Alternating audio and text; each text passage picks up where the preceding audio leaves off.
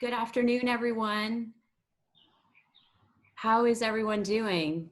Doing well? I know everyone's on mute to come in, but I'm Kim Bilodeau. I'm the Director of Career Services at UL Lafayette, and I just want to extend a welcome and a huge thank you to all of you for joining us today. Thank you to our students. It's so exciting to see so many of our students interested in learning more about careers in sports.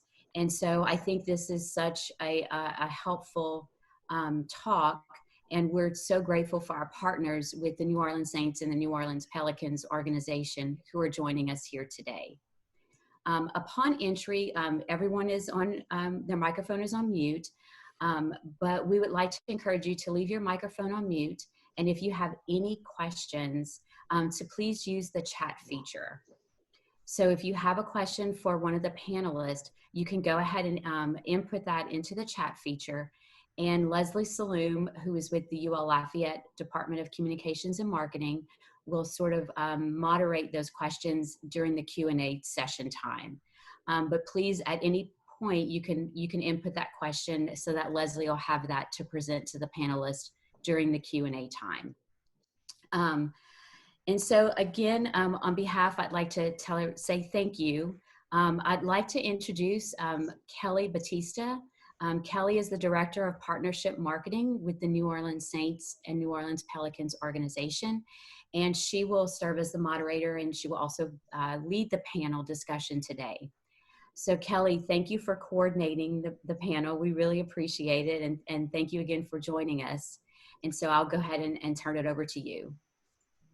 Awesome. Thank you, guys. It's great to see some familiar faces. I recognize a few of you from our time on campus earlier this semester. So thanks for having us. I think this is a nice change of pace from what we're doing every day. And hopefully for you all, as you prep for finals and closing out the semester, it's just something different to take part in, today on this Tuesday. So I'm really excited about our partnership. We started that just this past season, or this past year, and really is, the core of it is to get the opportunity for University of Louisiana Lafayette students to interact a bit more with the Saints and Pelicans organization and get to know our staff, get to know what it is to work in sports.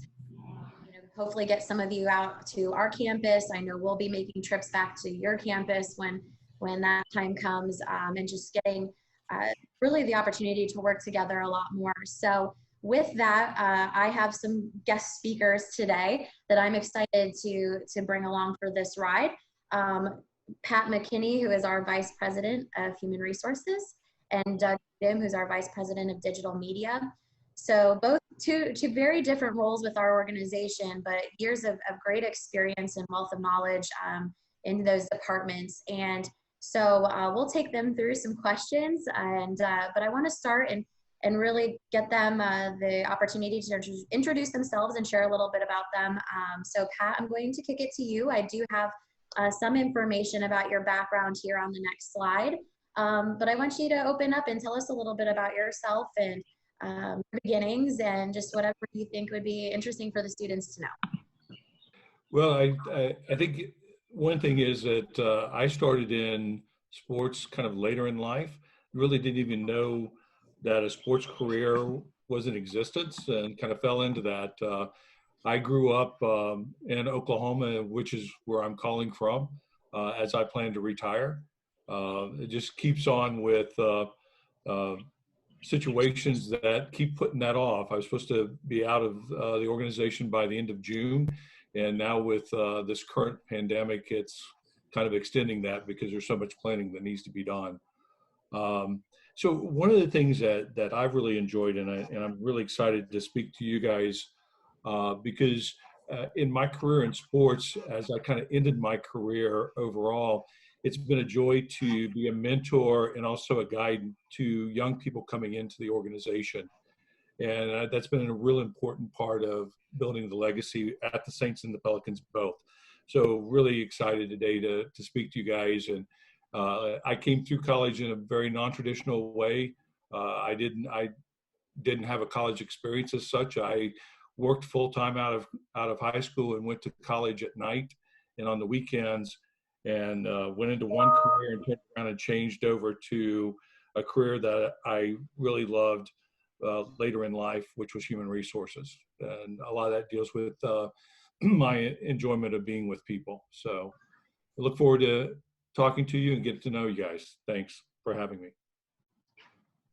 Thanks, Pat. Doug, will have you do the same. And just, I think the next slide has some information about your background, but just really what you'd like to share to start the conversation. Sure. I mean, I'm a little similar to Pat in that I didn't start out directly working for a pro or college sports team. So I was a journalist for 20 years, the last 13 leading the sports department at the Times-Picayune, which was the daily newspaper in New Orleans. And that's where I made contacts with the Saints and the Pelicans organization.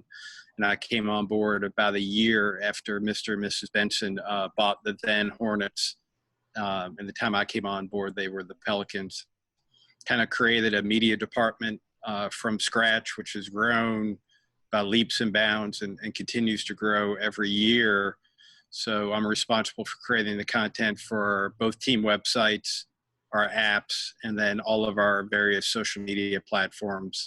So Facebook, Instagram, Twitter, Snapchat a little bit. We're doing more and more on TikTok, and then, of course, YouTube. Awesome. Well, there's some things to dive in there, but wanted to give a little bit of background for both of these guys as we start the conversation. So we wanted to cover a couple of topics today that we thought would be interesting and hopefully informative. As Kim mentioned, as you all are thinking of questions even throughout the time, feel free to put that in the chat so that we can be sure to get to that at the end. Also, I don't know how to see all my participants when I've got the full screen going, but I saw that there was Christopher, who has a really awesome Saints background for this Zoom call. So shout out to Christopher, because that's awesome. Doug, we should have had our Zoom Saints backgrounds up for this. This would have been perfect. So we're going to start off, and I think, dive in a little bit more to each of these departments, because I would believe that a lot of us are familiar with what human resources is and really what the function of that is across a lot of industries. Digital media is still a little bit newer into the business world, but, plays a part in a lot of industries as well. But I think, there might be some differences as to what human resources looks like from a sports team organization perspective. But that's where I really wanted to start. And Pat, I want to start with you and just talking through, can you give us a little bit of background on the setup of your department, the people, what they're doing, what you're responsible for, and if you, based on your knowledge and your knowledge of other industries, does our HR department look any different or serve any different functions that you might not see or expect from other industries? So to start out, for as large of an organization as we are, we run pretty lean, and I think that's true throughout sports.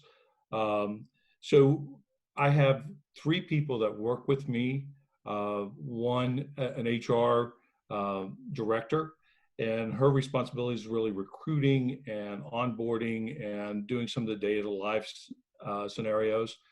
I have a benefits manager who controls all of the benefits, employee benefits, whether it's medical, dental, whatever.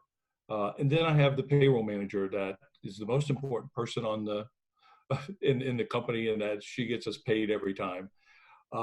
So it's very similar to regular organizations. I grew up in oil and gas and led a human resource department there, much larger group. So what I find in the sports, you tend to wear a lot of different hats in the job that you have. So it's always something different. But you also get into contracts more in human resources in sports, especially when you're dealing with players. And also a lot of our coaches and whether it's football or basketball are under contracts. And you have to kind of know what those contracts are, how those go through, and really you're talking with agents and financial advisors and everything. So you become a little bit of jack of all trades in human resources. So it's never anything the same every day. But the other day-to-day, there's a lot of employee involvement and really coming up with, you would think that working for a sports team, it's always fun and everything. Well, it is, but you always have the same issues that you do in any other industry. And so we deal with those as well. So, I mean, like I said, I came into the sports industry later on, and actually how I got into the sports was when the Hornets returned to New Orleans after Katrina from Oklahoma City. And I thought it was pretty ironic because I'm from Oklahoma. And to get into sports, I had to have a team come back from Oklahoma into New Orleans. And they were looking for someone to come in and take over the human resource department. And at that time, really, sports team didn't really value human resources. They didn't understand, what that structure was. And a lot of teams had gotten in trouble with not really abiding by some of the labor laws and stuff. And so they were looking for professionals to come in. And so I really established the first human resource department at the Hornets. And then when I moved over to the Saints, really did the same thing there and unifying things and drove it that way. So there's a lot of opportunity there. And I can tell you, it's a lot of fun. It is a little bit different because you are dealing with an industry in which you see all the efforts of everybody's daily activities, inspiration when you go to a game, and you see the excitement from kids and everybody else. So that makes a difference. And you mentioned, Pat, that you in your role and in HR's function, you are dealing with a lot of sensitive information. So whether it's contracts or player information or just even staff salaries and things like that. When you're hiring, how do you hire and feel confident in knowing that there's people with the right qualities that can really protect that information? And you're dealing with a lot of staff coming to you guys and talking about certain issues and sensitive issues. What are some of the things that you're really looking for in someone to be in HR to help protect all of the sensitive information? I think that the number one thing is finding somebody that's very trustful, and that's a word, because one of the things in human resource, if you don't develop trust among the employees and among everyone else, then you'll never be successful. And you really have to learn to balance the interest of the company as well as the interest of the employee, and you got to walk that fine line in my department. So I'm looking for somebody that really is as honest as the day is long. And how do you find that? Well, I think you really, through the conversations, and to be honest, we also use personality tests that kind of give us a little insight of people. But it's somebody that I'm always looking for somebody that's outgoing, but not so outgoing that they're going to get involved all the time with people. You have to really balance those things. It's interesting. It's a difficult question that you ask because it really is, in the interviewing process, you're really talking to people and trying to get their personality across. And in HR, you have to, like I said before, you wear so many hats that you have to be a good listener, I think, more than anything, because if you're not listening to what's going on, then you'll never know what the problems are within the organization. It's interesting. I will tell you, everybody in my group, I think I have a very strong group that have won the respect of a lot of people at the company. And there's very few things that go on at the Saints that we don't know about. So, people confide in us, and that's the only way for us to be successful. And also I look for somebody that is looking to be innovative and come up with new ideas. And recently we continue to move our side of the business to paperless and to all those things. And I wouldn't be able to do that if I didn't have people that were innovative and were able to make those changes. So really looking for those things. And finally, I think that the final thing that I look for is somebody that's really humble, that's able to kind of step back and be in the background and not have to be in front of everything, because they're kind of pulling the strings, if you will, of the organization. to continue to make sure that there's the balance between management and employees. So those are kind of the important traits I look for. Thanks, Pat. Appreciate that overview of human resources and some of the things that you're looking for.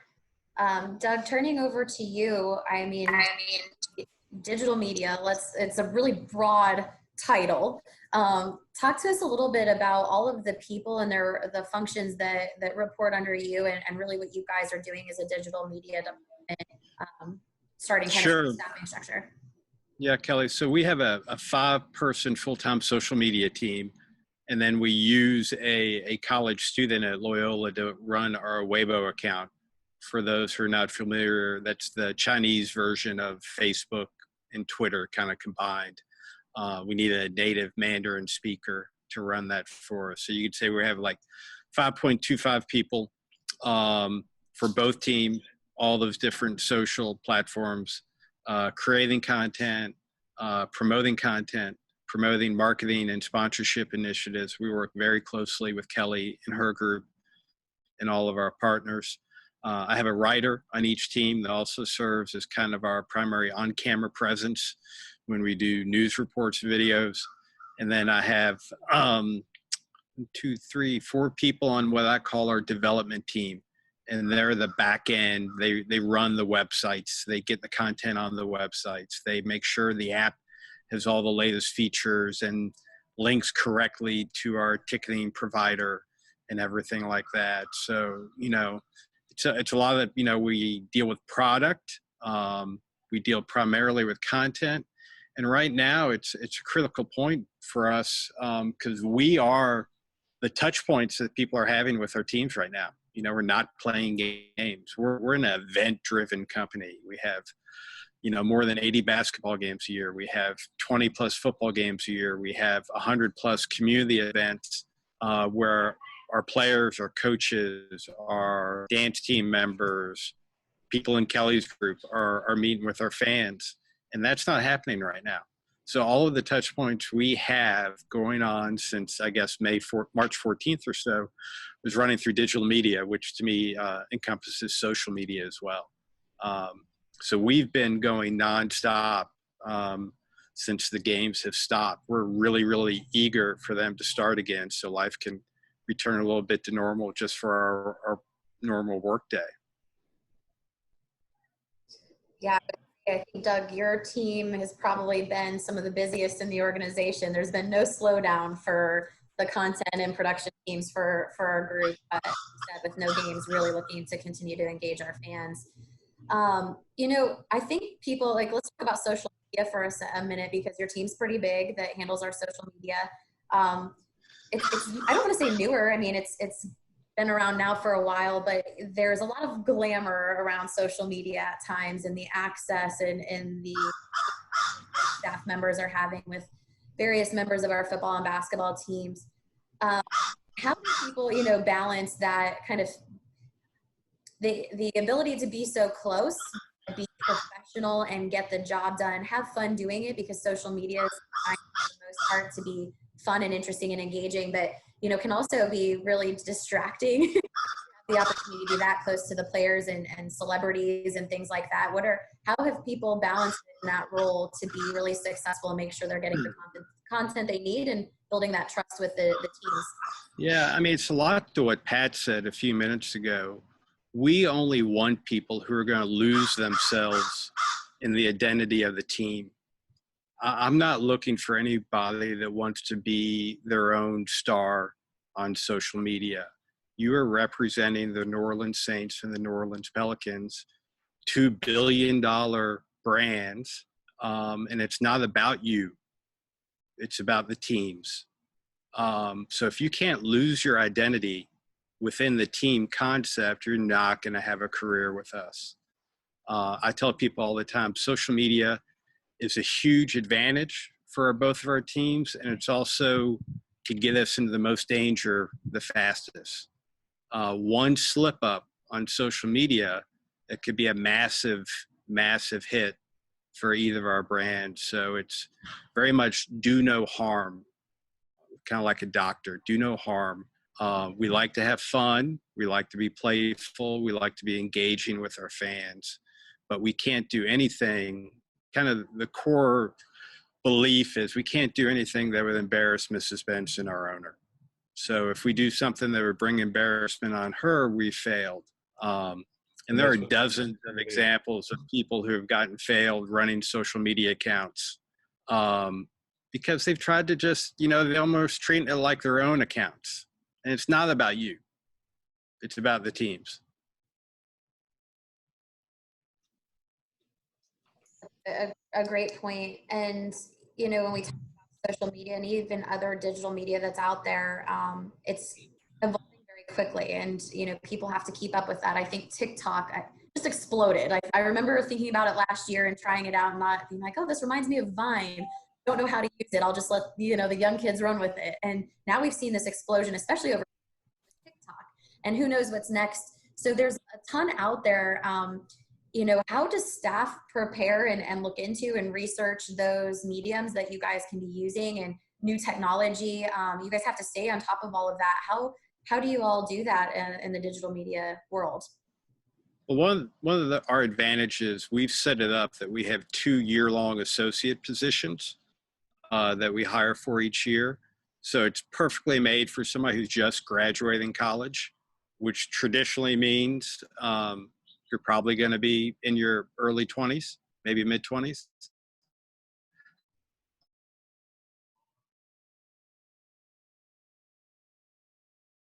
Knowledge every year to the organization about what people in college are doing, what people are in high school are doing.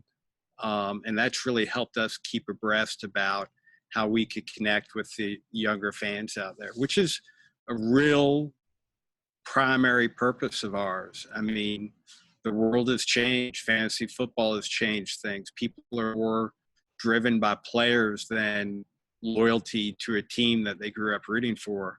So it's really important for us to be able to connect with teenagers on up, even younger than that. So Kelly, can I kind of make a point there that Doug said that I think is really important, something that we do that's a little bit different than other teams, is that we don't really have internships that like are in the summertime or other things. We do what we call an associate program. And that was something that I put in several years ago. And actually kind of started back with the Hornets when I first started in, because I found that our internships were just being filled by friends of friends. And we really wanted something that was substantial. And as Doug said, that brought in new ideas to departments and really gave departments some stability in giving people that really want to come in and learn sports and bring in new ideas.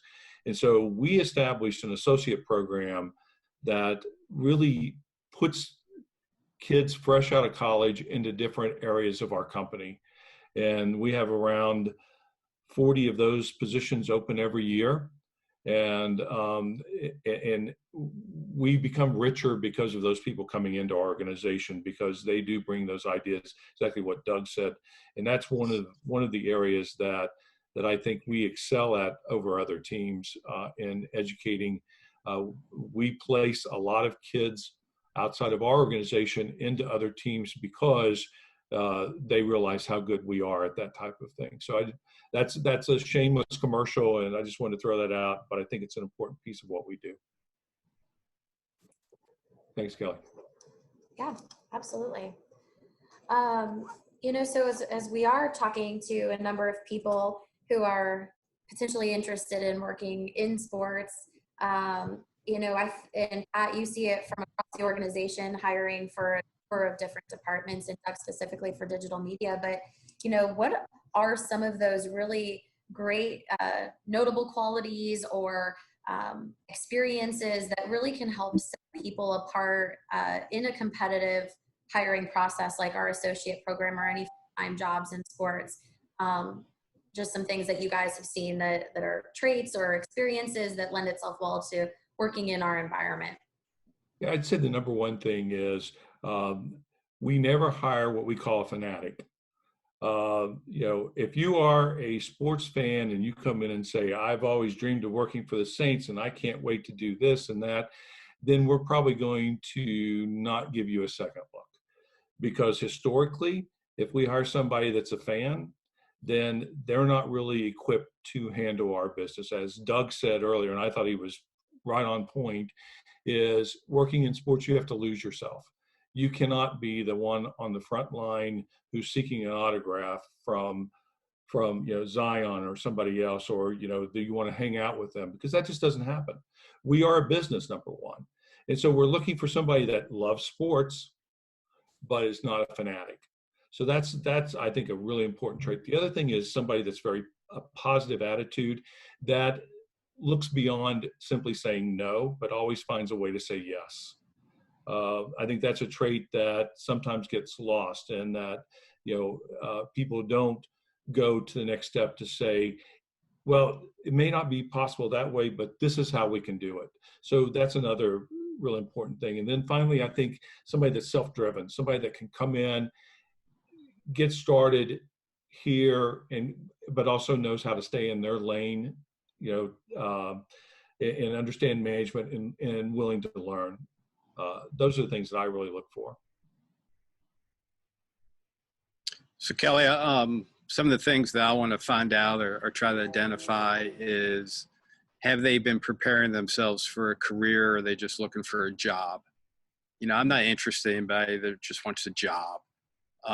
Hopefully you've identified this as your career.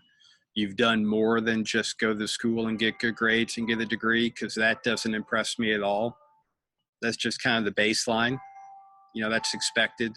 What else have you done? What jobs have you held while you've been in college? What internships have you had in the summer? What skills make you stand out from the other 250 applicants that are coming across my desk? Do you speak Mandarin? That would grab my attention. Spanish a little bit, more so than somebody that doesn't. Do you have practical real world experience that relates to the openings that I have? So there's just so many applicants and so many different people. You've got to have done more in college than just go to class and, do your basic work there. You've got no shot with me if that's all you did.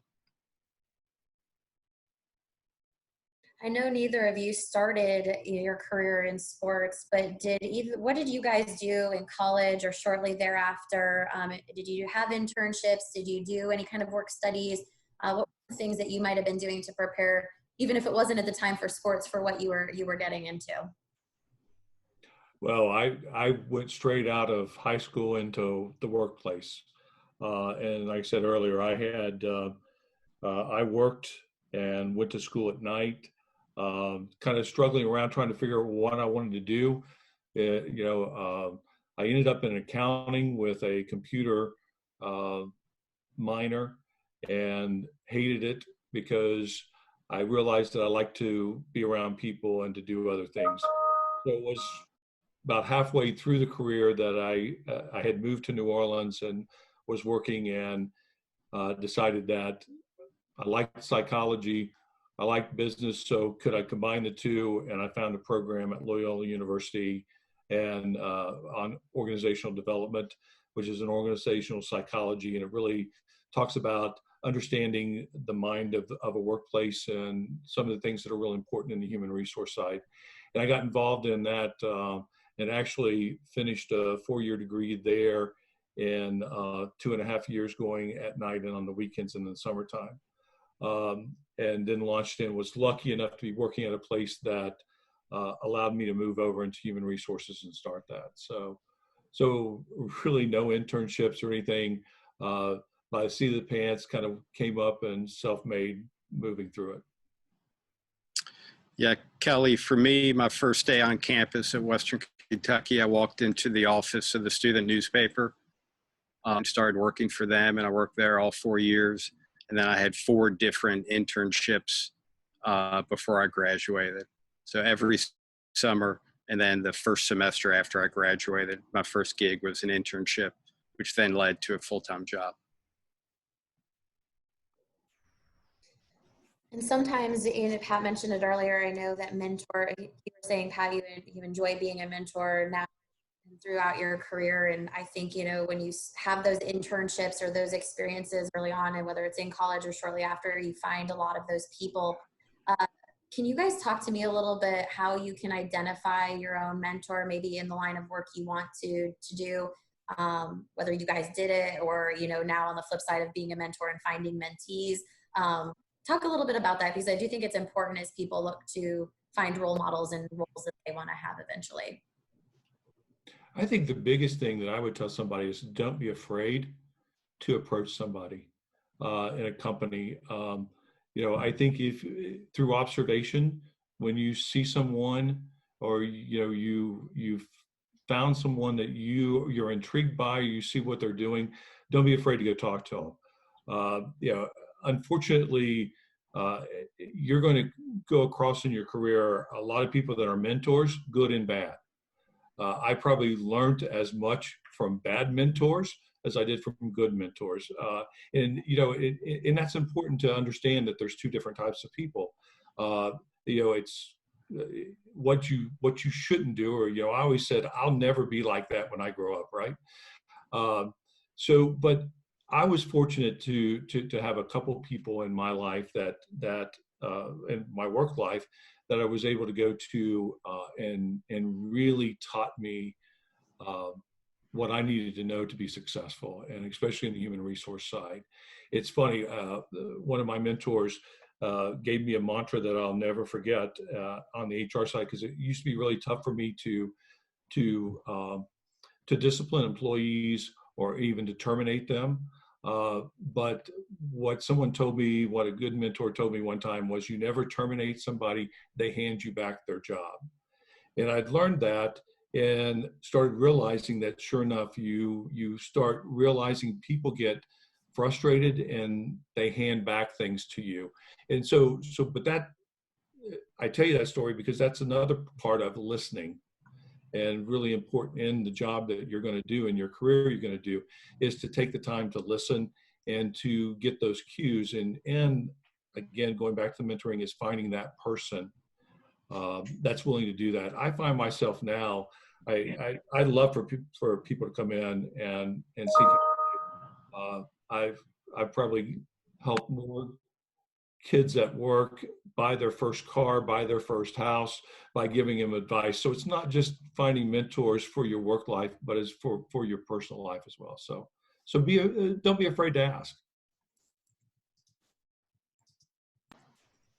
Yeah, Kelly, on my end, it was our student newspaper advisor. He had been there a long time and seen a lot. And then by joining the newspaper as a freshman, you know, the upperclassmen quickly got jobs, entered the industry, and were learning things. And then at each of the internships, you make new friends and people that you turn to advice throughout your career. So the sooner you could get into the real workplace, the sooner you could develop these mentors.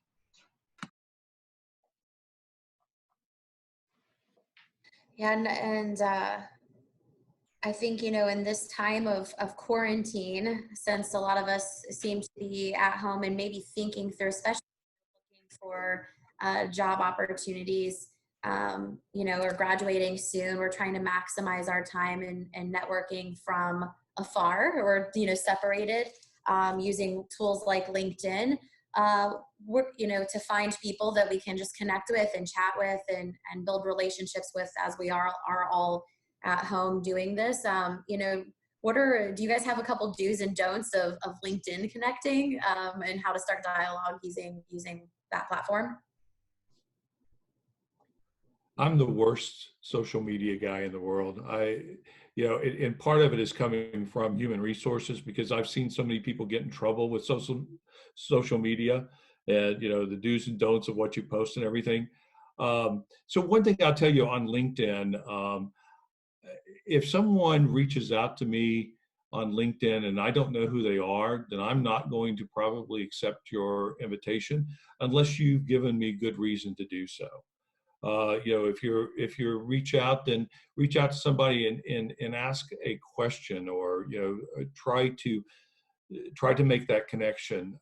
Otherwise, if it's just I want to join your LinkedIn profile. I'm not based on numbers. I'm based on quality and who I can help that way.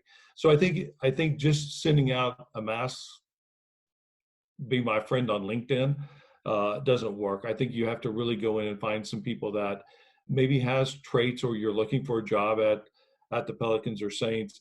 If you're going to reach out to me to tell me that you've applied for a job, then give me some other information, because otherwise I'm going to get hundreds of those in a day. So just when you're trying to reach out with a purpose, and and make it a friendly response.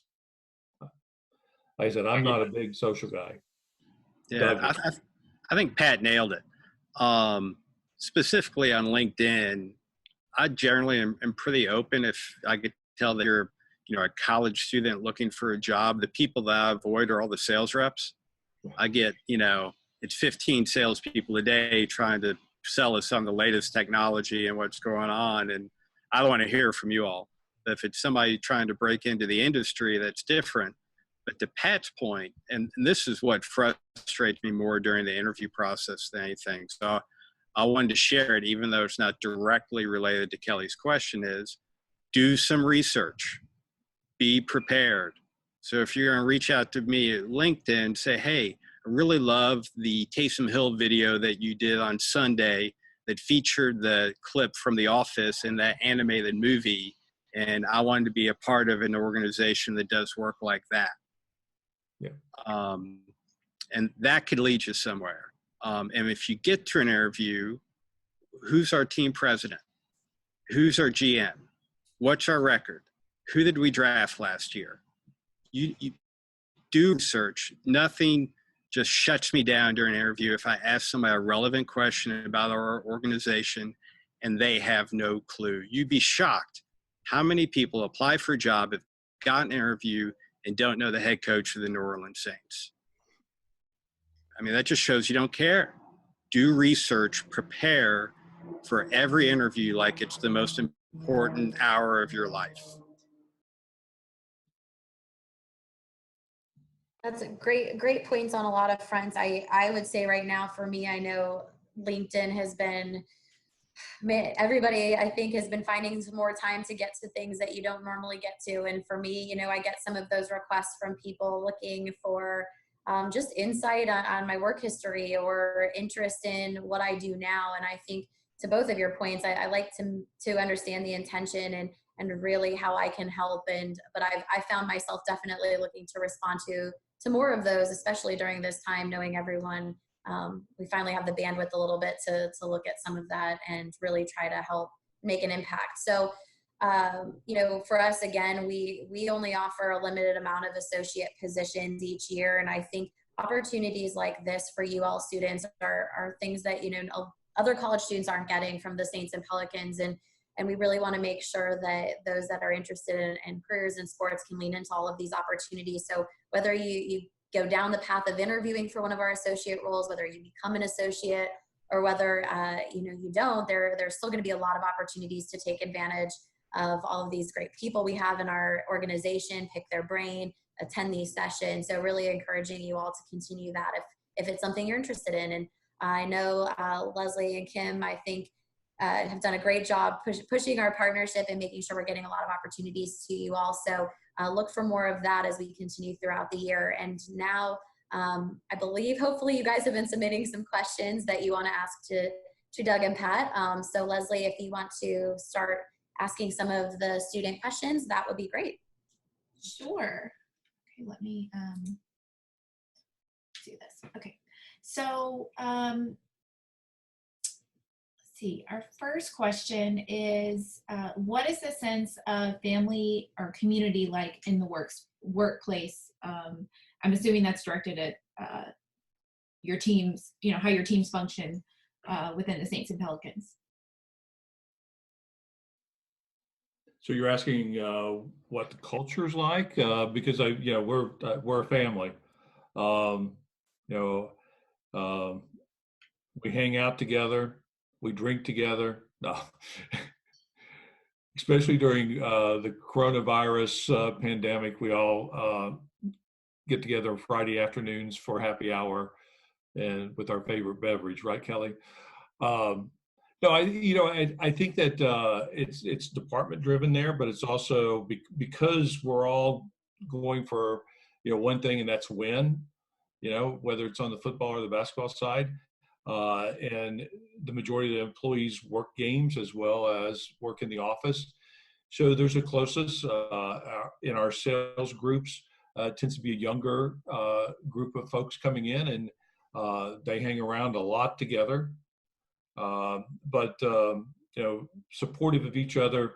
I think one of the biggest things that I enjoy there is it is like family. You can have your fights and you can have everything else, but we all make up, and at the end of the day, we're all at the game yelling for the same thing, and hoping to come home wearing a ring someday. So going back to when you discussed the hiring process, you had said that personality tests are sometimes used. Mm-hmm. Which personality tests do you guys tend to use? So we use what they call the predictive index, and it's a pretty interesting test. It's, if you will, you go through a list and you pick out words that best describe you, and then words that best describe what you think other people think you are. And it's amazing. I usually after I've given it, then I sit down with an employee and say, "Here's what your results are." They're usually astounded how close it is. But that's not an end all. But what it does do is it certainly gives a predictor of how successful an employee is going to be, or a person is going to be in the job. If I'm hiring a salesperson and that personality test comes back that they're an introvert, they're not going to be a very good salesperson, 9 times out of 10. They probably need to be over in accounting working, by themselves. But it really just is a general thing. The interesting part of it is all of us develop our personality in what we call a fight or flight personality by the time of age 7. And that really doesn't ever change. That's what we always revert to no matter what. We can change our personality based on what the workplace or whatever the situation is asking of us. However, what happens is inevitably we revert back to what's comfortable for us. And so that's the important part, is anybody can do certain things, but they can't maintain it. So it's important that, we find those people that fit within the job that they're wanting to do in order to be successful. And we're really looking for people to put people in places that they succeed, not fail. And that's really what we use that for. So let's see. Well, okay, so this is a question about post-COVID. So obviously there are a lot of unknowns, but are you guys making preparations for what the Saint season might look like, or the continuation of the Pelican season? That's interesting. I was on a phone call this morning. I've been tasked by our president and executive team to actually put together our reentry plan for the workforce and what it'll look like. As far as the team stuff, that's really up to the NFL and the NBA to dictate that. I can tell you every day we receive different messages as to where we are based on their conversations with leading medical experts and other people. But we actually have if you will, a 3-step program set up for our reentry into the workplace and how we'll handle that. And it is all based on it's constantly changing, as you all well know. You can see from the picture you saw up front, my hair's a lot longer, and I actually have facial hair out of this whole thing because I can't leave the house. I'm in that really protected group that it would be dangerous for me to do so. Right, I go out every day. But anyway, but we have put together plans. There's still hope that the season will happen. There's still hope that we'll have fans in the stadium. So, but it's going to be an interesting ride to see what that's going to look like. Doug, what do you think? Yeah, just to throw my 2 cents in, we spend 50% of our day preparing for the various scenarios. Mm-hmm. So it's all we're thinking about. It's all we're thinking about. We put on games for our fans. It's the whole business. So we're focused on it more than anything else. Kelly's group, well, same way. And I'll say something that Doug's probably too humble to say, but his group has led any of the teams in any of the sports and developing creative processes and through social media and really getting fans involved. Our Facebook has more viewers than any other team. There's so many things to throw out there. And if you guys haven't gone to the Saints and Pelicans web pages, you're missing some great content. There's been some incredible things, films put out, and there's even more stuff coming. And that's all Doug's group as well as our production group. So we're not sitting still. We have every one of our employees are engaged and are being paid. We have not laid off anyone. We continue to challenge our employees to go to the next level and to bring ideas of what if. So, I mean, that's been really important. And that's one thing I'll give kudos to our owner, who has stood beside and behind her employees and has encouraged us to do nothing but succeed. So, that's been a really big plus of working for the Saints and Pelicans. So since a lot of these students may have a couple years before they graduate, what should they be doing now while they're in school to make sure that they stand out as one of those candidates for the associate program? So are there specific courses, internships, volunteer work that they should be participating in? I think Doug talked about that earlier, and I'm going to let him talk a little bit. But I think one of the big things is not coursework, but what you do with your off time, how you're volunteering. Are you getting involved? If you're interested in digital media in sports, then you should show somewhere that you've gotten involved in that. Or human resources, same thing. It's what you're currently doing, especially. How have you upped your game one more than the next person? I will tell you, every time we post a position, we get 500 to 1,000 employees or potential employees, probably within the first 5 days. So it's very competitive, and you got to really do things to stand out among other people. Doug, Yeah, I mean, in the media business, the easiest thing, do you work for your sports information department? Do you work for the school newspaper? Do you work for the school TV station? Are you working for a radio station? Are you stringing for a newspaper or a web outlet somewhere? On the video side of it, there's a pretty vibrant film industry still in New Orleans, in Louisiana. Have you volunteered or gotten some sort of gig on one of those? I think EA has a studio in Baton Rouge. Have you figured out to be a tester for them or whatever?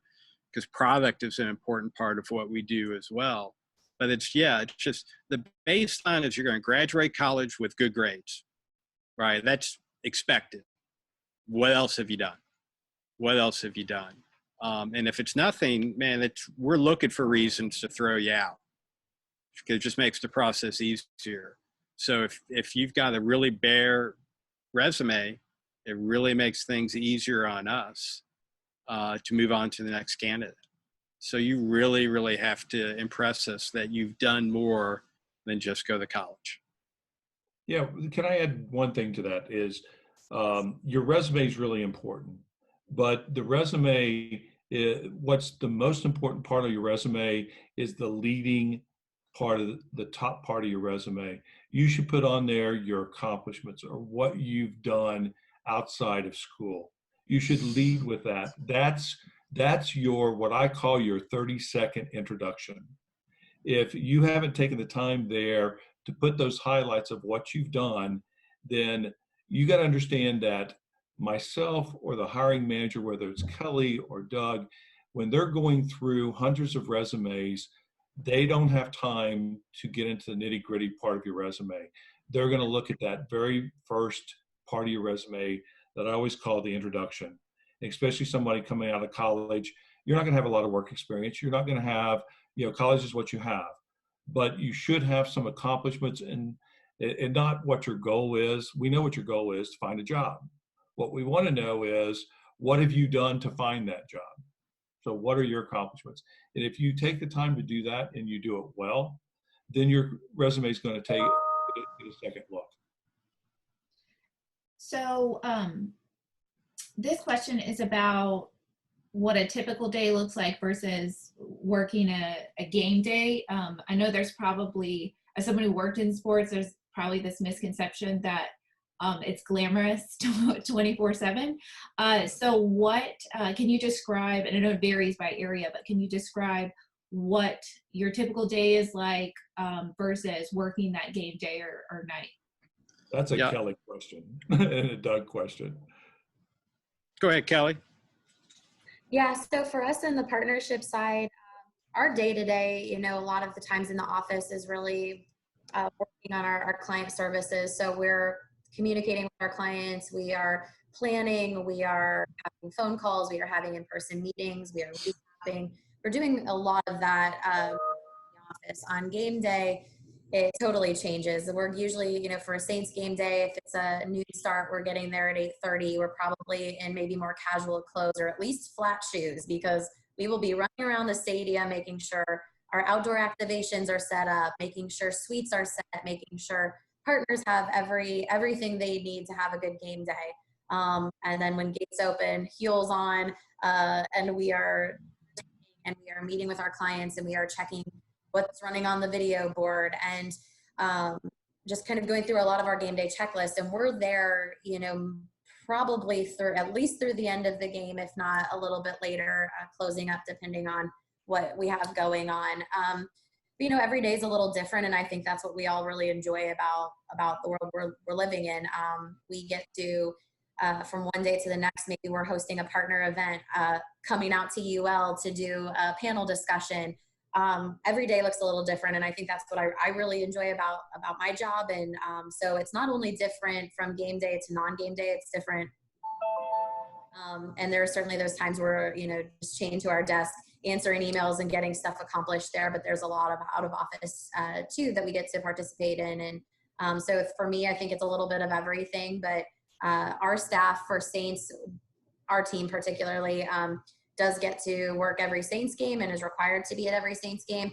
For Pelicans, our staff is large enough on the partnership side that we can do some rotations, so that there's a little bit of work-life balance that's maintained, given that we have the 2-team commitment. So, but it's all hands on deck if needed. So that's kind of the rundown at a high level of what I'm doing on game day. Doug? Yeah, and it's not that different. We get, for a noon kick on the Saints, we'll get there at 8. We try to create content from 8 to 8, basically a 12-hour window for a noon kick. So it's all our preview stuff, getting people excited about the game up through kickoff, and then it's real-time updates, posting highlights, posting photos, halftime updates through the game, and then the real work begins once the game ends. And then we have another 3 hours. You've got post-game press conferences, locker room access, processing the highlights that the video team shot, getting more photos up, all the different articles written. So it's, we're usually, you know, if it's 8 o'clock, we're late. So 8 to 6, 8 to 7.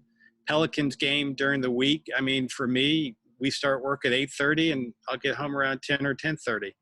I personally think it's really, really important to be in the building and feel the building.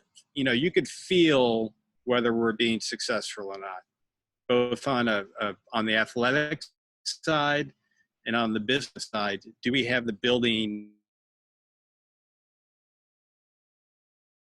excited, primed, have an influence on the game? So I try to get to as many home games as possible. So getting back to the start, don't go into pro sports if you're looking for a job. You know, it really needs to be a passion. There are easier ways to make money. If your focus is going to be on making money, don't go into pro sports. Go into hedge funds or something like that. People who deal with money make money.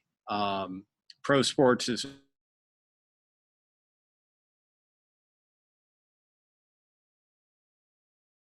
Oh, I think they cut him off. I think that probably was our home office to cut him off. So to summarize this, if you want a 9-to-5 job, don't go into sports. I will tell you, even on the human resources side, it's not 9-to-5. I get phone calls late at night. I get phone calls on the weekends.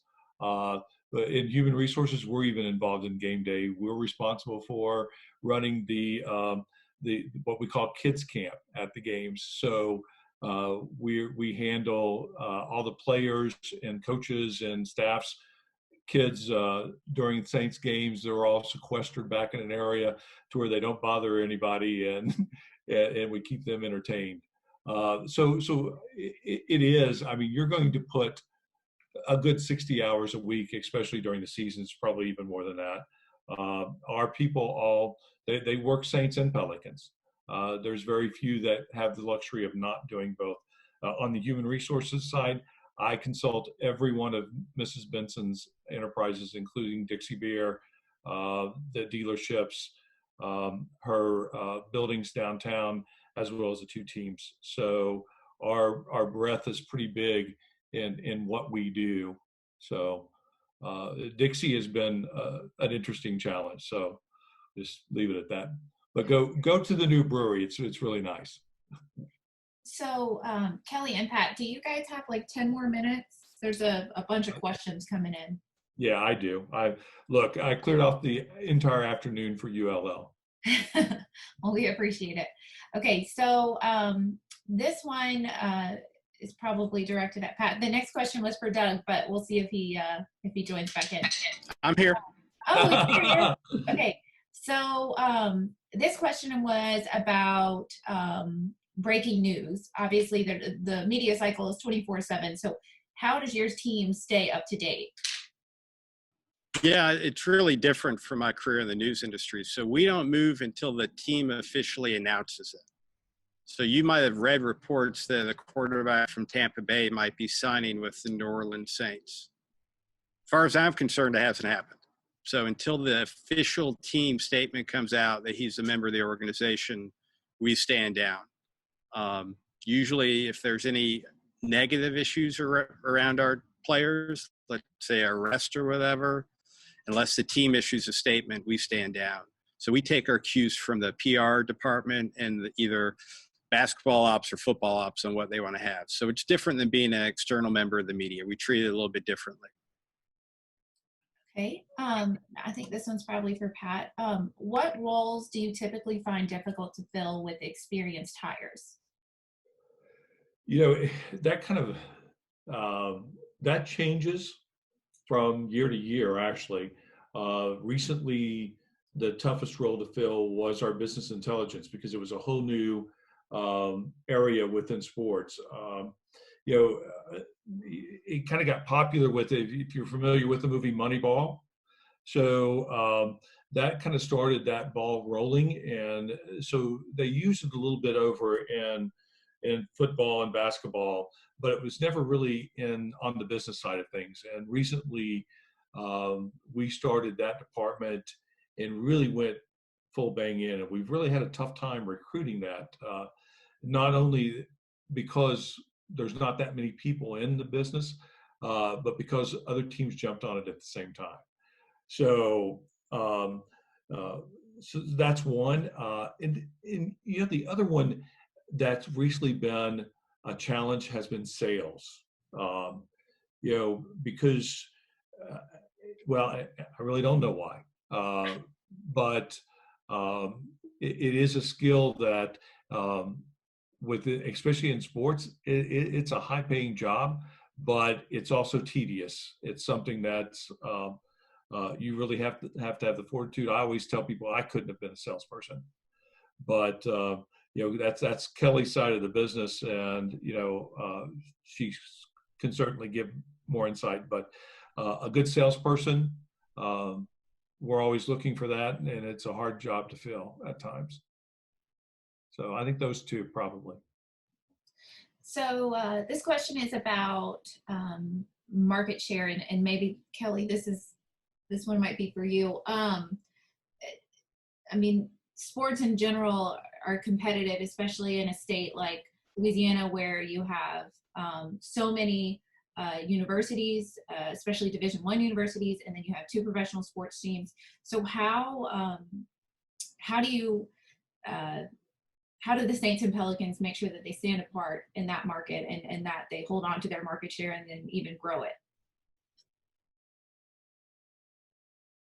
Well, I think for us, particularly in the lane of partnerships, it can be pretty competitive when we're looking at all of the opportunities brands have to partner with really good teams in Louisiana.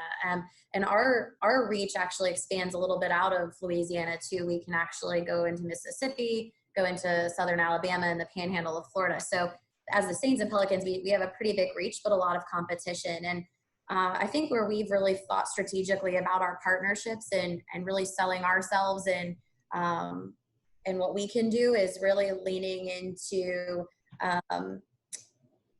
the partners and to Pat's point and Doug's point, like listening, finding out what they need, how we can help solve for their business. And the great thing is I'm only a 2-year Louisianan, so but I was quickly introduced that Louisiana is such a football state, right? So playing into fan passion as it relates to football, but there's also this huge market and this, especially after this last year, all of this excitement around basketball.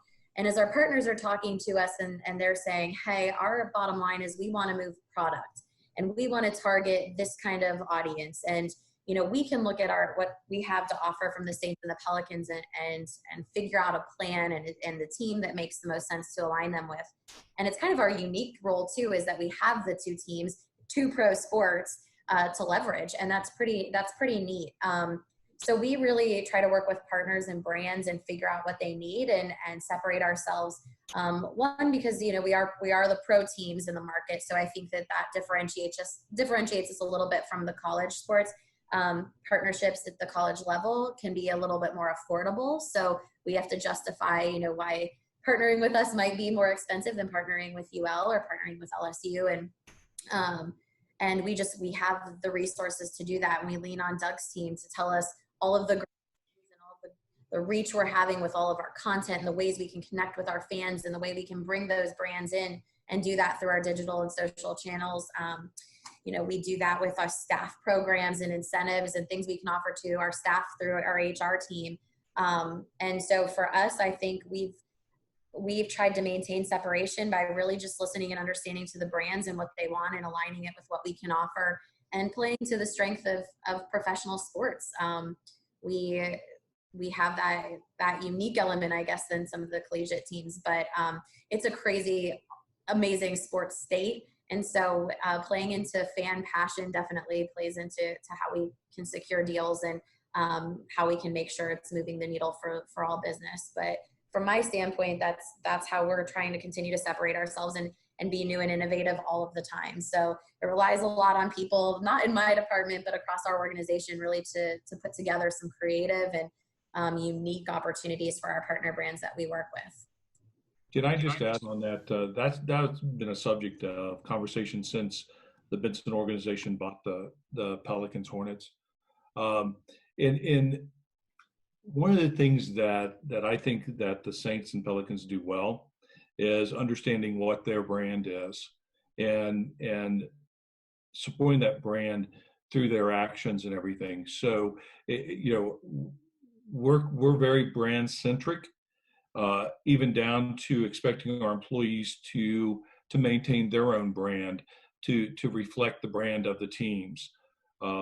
So that's a really important piece, and that's why you see things like the Saints don't sit back; they react, and they're at the forefront, and that's part of being a good citizen within the community, as well as increasing your brand. We see that every day with our owner.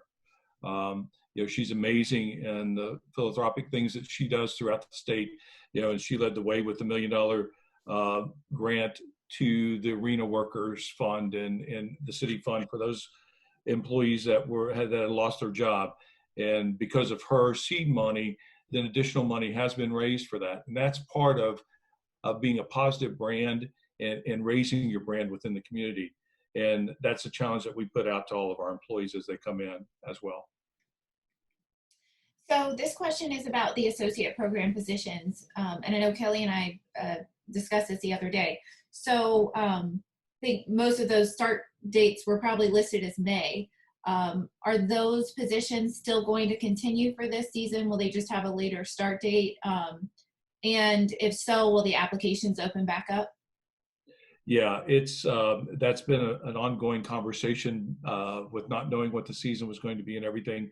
We actually went out to each one of our managers that have associates and gave them a couple options.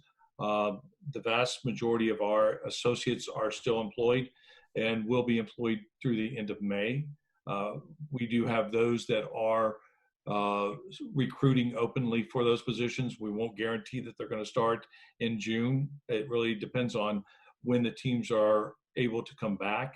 And again, a lot of that is focused not on what the state of Louisiana says, not what on the federal government says, but what the NFL and the NBA says, because both facilities are currently on lockdown based on competitive advantage. So there's a lot of moving pieces there. If we, for those positions that we do reopen, we will repost if we don't have the applicants. There's some that's already in process, are being interviewed. We're making tentative offers, but again, it's kind of fluid as with the this whole situation.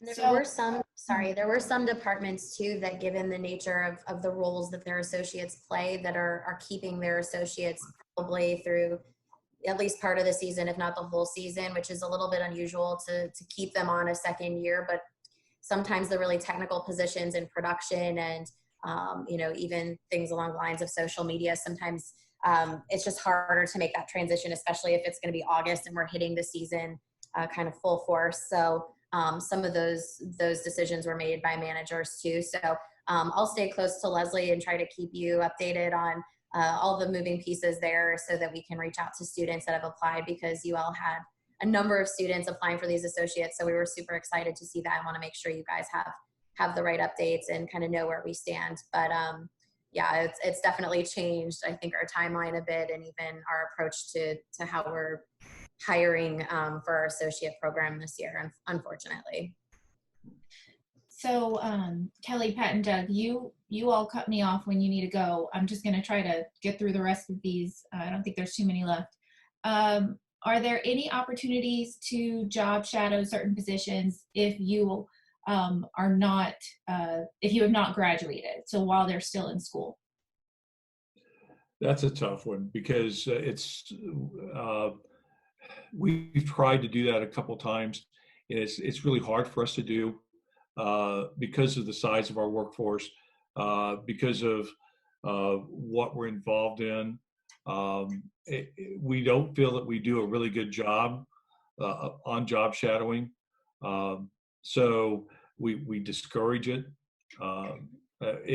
If you reach out to a manager and they say that they might be able to spend some time, then we're open to it, but we just don't open it up that way. It's very difficult. As you can imagine, you heard from Kelly what her typical day is. And there's so much disruption during the day that we come in and plan we're going to do X, Y, and Z, and we end up having to do A, B, and C. So it becomes a challenge for the job shadowing.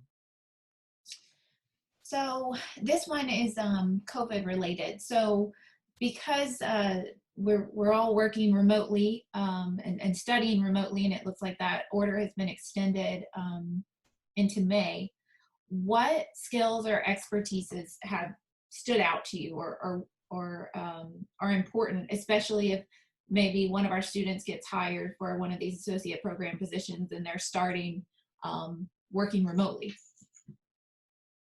I think communication. Doug? Yeah, I was just going to give a perfect example of that. So, we had the NFL draft this weekend, long hours, Thursday, Friday, and Saturday. And then on Sunday, Football Ops announced they had signed Tatum Hill, one of our most popular players, to a 2-year contract. One of our social media associates, on his own, went out and created that video that I referenced on Tatum, featuring a clip from The Office. If you haven't seen it, go to our Instagram account, Twitter, or Facebook, and look at it, and submitted it, 3 or 4 hours after it happened. It's like, hey, thought this would be timely, topical, and popular for our accounts. Here you go. So the ability to work on your own without constant oversight is really, really valuable right now. Especially, I feel like I'm not doing a great job managing my team as well, just because of the nature of, I have 8 different calls today. So 8 different calls is preventing me from checking in with 8 different people to see how their day is going. So the ability to do work on your own at a high level, to think on your own, to understand the brand and the type of content that we look for and that will work on our various platforms is invaluable. And that's what wins you the job in the long run. Yeah. So Those type of associates are the ones that we earmark, and if we don't have a job for them, we help them find a job and keep them on the list to come back. So, we do everything we can to help those that help themselves. So I've had a couple questions about this. How would someone get involved in the coaching, scouting, athletic performance side? Is that hiring process similar to the process you would go through for one of the office positions? I wish I could tell you that that was the case, but it's not. Really on the coaching side, on either football or basketball ops, they run their own businesses. We interfere in it every now and then. But it really is, if that's what you want to do, then you need to start making those connections. You need to, because it is a connected driven, whether you were a former player or whether in college, you worked with a coach there, you worked with an athletic trainer there, or whatever, that one is totally networking. It totally is. If you submit an application, it probably is not going to get you far. It really is about the networking side. It's highly competitive. So I don't know what else to tell you, because seldom do we post those positions. Those usually are positions that are either pulled from other teams, from experience, or from colleges. So very hard one to get into. So this question was about portfolios. So what's the best way for students to present their work or their portfolios to you? Is it through a website, Dropbox, or what is through the interview process? I mean, I prefer a website rather than having to download anything. Websites are great, easy to look at, easy for you all to update with more recent work samples. That would be my preferred. I don't know what Kelly and Pat think. No, it's absolutely, because our application process, you can put your link in there, and that just gets you one more click, to be honest with you. So you've got somebody to click on your resume, and then you got somebody to click on your link. And if you get 2 clicks out of a look, you did really well. So, and again, like I said before, understand, if I go in and I look at those people that have applied for a job, each person gets about 30 seconds of my attention. And I'm looking for keywords, I'm looking for key things, and I'm looking that you put an effort in. If our application process allows you to put a cover letter in, I expect to see a cover letter. I expect to see some things in there that talks about what you've done and why I should pick you. So I expect, if you took the time to apply for the job, take the time to apply completely for the job. Oversell yourself. I can't emphasize that enough. So I see you, Chris. I have 2 questions left. This one's for Doug. How important is it to understand digital analytics and social media? It's something that can be learned. I don't think in my department that we would make that a requirement, but it's something that I pay a ton of time and attention to. We want to know if people are consuming our content. We want to understand our fan behavior. So if you wanted to go into our BI team, I mean, that would be critical. But on the digital media team, the way we're currently constructed, not critical. But other teams are built different ways. Sometimes they'll have a BI staffer on their digital outfit. So it's a good skill to have, but I wouldn't say it's a critical skill to have. Okay, so this is probably the last question. I'm going to combine it. So I've had a lot of comments about they may be working towards a degree in HR communications, but it isn't sports focused. So what types of internships or jobs should they be looking for while still in school to gain that sports experience? And then also, do you guys hire people that may not necessarily have that sports background, but their skills may translate from a different area? Well, that's an easy question. We definitely don't always look for a sports background. It could depend on the job, but we've also give you an idea. We recently hired a couple executives, and in our search, we specifically went outside of sports to look, because what we have also found is if you bring somebody in that all they've known their whole life is sports, then do they bring you good ideas? Do they bring you different ideas? Do they challenge? Doug and I both came from non-sports originally. And we were able to come in and look at sports as an industry and bring in different ideas that weren't there before. So again, if you're a human resource degree, you're a business degree, as long as you've got experience behind you that shows that you've had progressive learning and in your career, then the door opens. It just really is. If sports is where you want to be, then it's also getting those people in your in your group that can help you get there. So it's making those connections, making those people around you. Your best friend's dad may know Sean Payton. Well, that's always a good word. Might get you an interview. But it's just those little things like that. But also make sure that you've done the work behind, because that's the telling thing. We're looking for somebody that comes in. Sports is a business. Again, there's nothing like being at a game in Minnesota when the Minnesota Miracle happens and your heart falls on the ground. But at the end of the day, you can't take that home with you because you're back in the office. And so you have to be able to separate those things. So there's really no difference other than, we have a great life in that, sports is fun. It really is. I'm the coolest grandfather in the world, because I get to come home and the grandkids say, how's Drew Brees this day?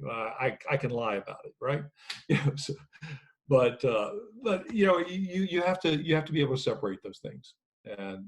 And I think the best advice is go out and be true to yourself about what you want to do. There's nothing worse than 10 years after you start work, waking up and going, man, I hate what I'm doing. If you love what you do, if you go home every day and you can't wait to get there the next day, then you've made the right decision and you're going to excel. I joked earlier, I've been going to retire for the last 3 years. That's the joke around the office. And every time I turn around, I'm still in the office. And part of that is because I work with some great people. Doug Tatum is at the top of his game. Kelly is unbelievable in what she does in our corporate sponsorship. And I can go through the entire list of people that work for the Saints and Pelicans and tell you the things that they've accomplished and that they bring to the table every day. So it's just important that you find your passion, you pursue it and you excel at it. And if those things happen, then you'll end up where you want to be, and life will be great. So, Leslie, let me just add one other thing to that. What I always try to do is surround myself with people who are a lot smarter than I am, right? So you're trying to identify people's raw intelligence. A long time ago, I was interviewing in my past life for a job that we had at the time, Picayune. It was down to two people. One was a molecular biology major at Penn State that had almost no journalism background, but was getting into it. She was whip smart. And then the other person had 3 journalism internships in newspapers, had the relevant background that I was looking for. I picked him. He was a huge failure. He left to go to law school after 10 months. The woman's name is Jenny Vrentas, and she's one of the top writers for Sports Illustrated. One of the massive failures of my hiring career. And the lesson from that is, it's not all about the relevant experience. It's trying to find the right people with the right intelligence, the right passion and drive for what they want to do. I failed back, I think it was in 2003. And it's a lesson I think of every time when I'm going through the hiring process. Am I overlooking a Jenny because of Teddy looks a little more impressive on paper? So it's a long way of saying it doesn't have to be in the related sports field. So I think that's all the questions I have. Do either of you want to add anything? Just if you get an interview, be prepared. Do your research. All the answers are available. It's an open book test. It's an open book test. Just spend an hour to prepare. And show up looking good. And that's part of what Doug said. Do your research. This is probably the most casual that Doug and I have been.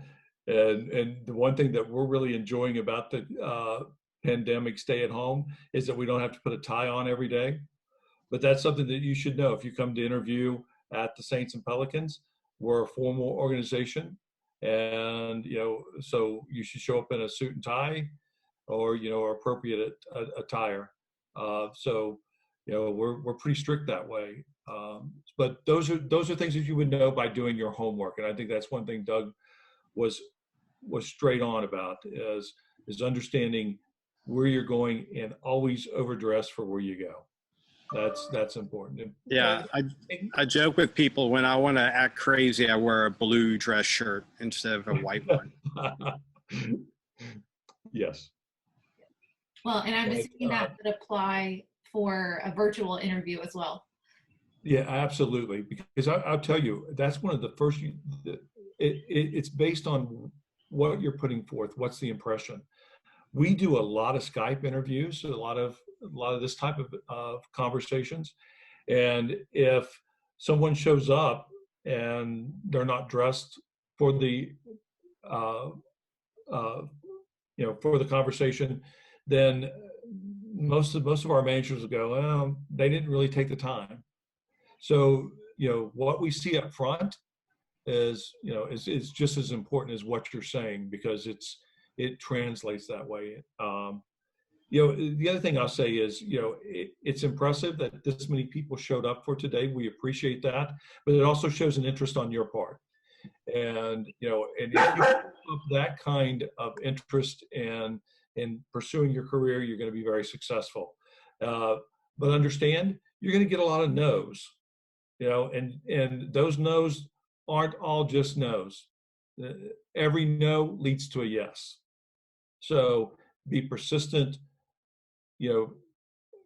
continue on the path that you're going, ask advice, do all those right things. And, unfortunately you won't be talking to me, but you'll talk to one of my associates that's currently there, because hopefully I'm out the door in a few months. But, best wishes to all of y'all.